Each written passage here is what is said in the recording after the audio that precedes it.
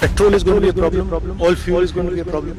दिन रात देश को भड़काने वाले शहजादे को हम 2008 की याद दिला दें कि जब यूपीए की सरकार थी तब दुनिया में क्रूड ऑयल लगभग $147 प्रति बैरल पर पहुंच चुका था। ऐसी हालत में हर देश में पेट्रोल महंगा होना तय था, लेकिन भारत में कुछ अजीब हुआ। कीमतें उतनी नहीं बढ़ी जितनी बढ़नी चाहिए थीं। लोग खुश थे, सरकार की तारीफ हो रही थी, क्योंकि 2009 में लोकसभा चुनाव होने थे और सिर्फ वोट के लिए देश के भविष्य के साथ कांग्रेस ने खेल खेला।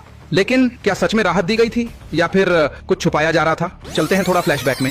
2000 के दशक में पेट्रोल डीजल की कीमतों पर कंट्रोल करने के लिए ऑयल बॉन्ड्स आए थे। ऑयल बॉन्ड क्या होता है?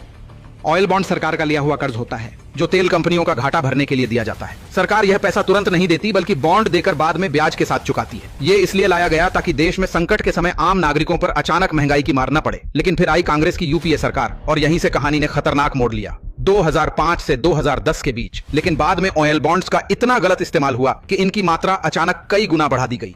1-2 हजार करोड़ नहीं, सीधे 1,34,000 करोड़ रुपए के ऑयल बॉन्ड्स जारी करके ऊपर से जनता को दिखाया गया कि पेट्रोल सस्ता है। लेकिन असलियत क्या थी? असलियत ये थी कि देश के सिर पर कर्ज चढ़ाया जा रहा था। इसे अर्थशास्त्र में कहते हैं फिस्कल इल्यूजन, यानी आज जनता को खुश रखो और बिल आने वाली पीढ़ियों पर छोड़ दो। और अब आता है कहानी का सबसे बड़ा सच। उन ऑयल बॉन्ड्स का कुल भुगतान आज करीब 4 लाख करोड़ रुपए तक पहुंच चुका है, जिसमें से लगभग 2,60,000 करोड़ रुपए सिर्फ ब्याज था जिसे मोदी सरकार ने चुकाया।